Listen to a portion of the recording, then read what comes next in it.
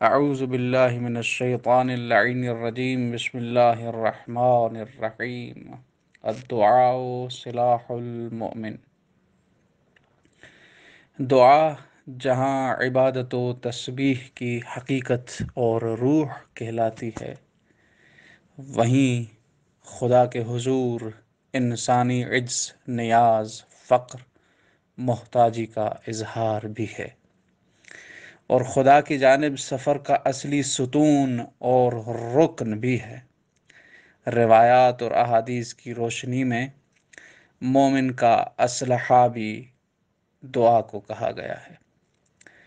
عبادت کی روح دعا ہے، اور عبادت دین اسلام کی روح ہے، اور یہی دعا ایسا واسطہ اور وسیلہ ہے جس سے انسان اپنے رب سے متصل اور قریب ہو جاتا ہے۔ سخاوت و عطا اور فیض کے اصلی معدن سے اپنی حاجتیں طلب کرتا ہے۔ دعا بندے کے لیے در حقیقت بندے اور خدا کے درمیان حائل شدہ پردے اور حجاب کو ہٹا دیتی ہے۔ جیسے ہی یہ پردے ہٹتے ہیں، خداوند متعال کا جاری و ساری نور انسانی دل پر پڑتا ہے۔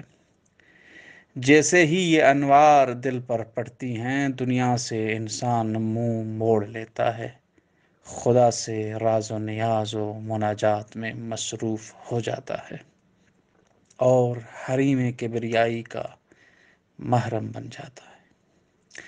دعا کا مفہوم و مقصود ہمارے معاشرے میں بالکل غلط پیش کیا جاتا ہے۔ تصور کیا جاتا ہے کہ دعا یعنی حاجتیں طلب کرنا، خداوند متعال سے کچھ مانگنا، خداوند متعال کے حضور اپنی ضروریات کے طلب کی دعا مانگنا۔ جب بھی دعا کا لفظ سنتے ہیں، ذہن میں یہی آتا ہے کہ خدا سے کوئی چیز مانگنا ہی دعا کہلاتا ہے۔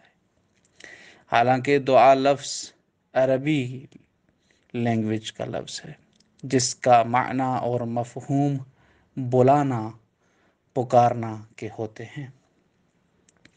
کسی چیز کی درخواست اور طلب مطرح ہی نہیں ہوتی اس میں، اور یہی پکارنا بہت ساری فضیلتوں کا حامل ہے، بہت سارے اجر و ثواب کا حامل ہے۔ یہاں تک کہ احادیث کی کتابوں میں باب و فضائل الدعا کے نام سے بہت سارے ابواب ذکر ہوئے ہوتے ہیں۔ دعا کی بنیاد اور اصل خداوند متعال سے متصل ہونا اور مانوس ہونا ہے۔ اور کیسے متصل ہوا جاتا ہے، کیسے مانوس ہوا جاتا ہے، اس کا مؤثر ذریعہ گفتگو ہے، راز و نیاز ہے۔ عام معاشرے میں بھی یہی راہ ارتباط موجود ہے، اور گفتگو کبھی تعریف تمجید سے شروع ہوتی ہے، تو کبھی اپنا فقر، احتیاج، نیاز مندی، محتاجی بیان کرنے سے شروع ہوتی ہے۔ البتہ جو دعا کے معانی ہمارے معاشرے میں پائے جاتے ہیں، وہ دعا کے ابواب میں سے ہیں، فروعات میں سے ہیں، کہ انسان خدا کو پکارے اور اسی ضمن میں اپنے طلب کا اظہار بارگاہ ربوبی میں کر لے۔ اولیاء فرماتے ہیں کہ ہمارے معاشرے میں دعا کو فقط یہی سمجھا گیا ہے کہ مانگا جائے، حالانکہ دعا کی اصل و اساس بھلا بیٹھے ہیں۔ اسی دعا کے کچھ آداب ہیں جن کی رعایت دعا کی قبولیت میں ضروری ہیں۔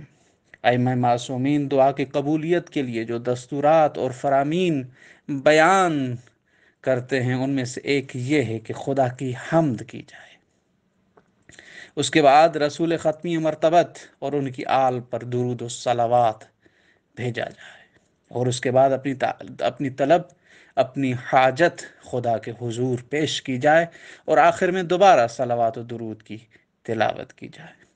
اول و آخر درود اور صلوات کا کیا فلسفہ ہے؟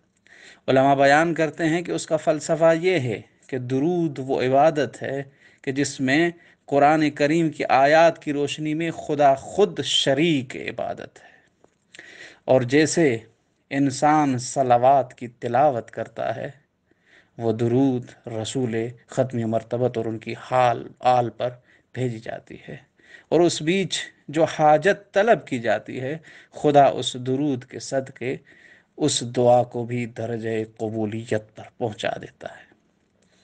دنیاوی حاجات کے ساتھ ساتھ انسان خود کو بھی اتنا بلند کرے کہ اپنی حاجات کی لسٹ میں آخرت کی فلاح اور معنوی درجات میں بلندی بھی مانگی جائے۔ والسلام علیکم ورحمۃ اللہ وبرکاتہ۔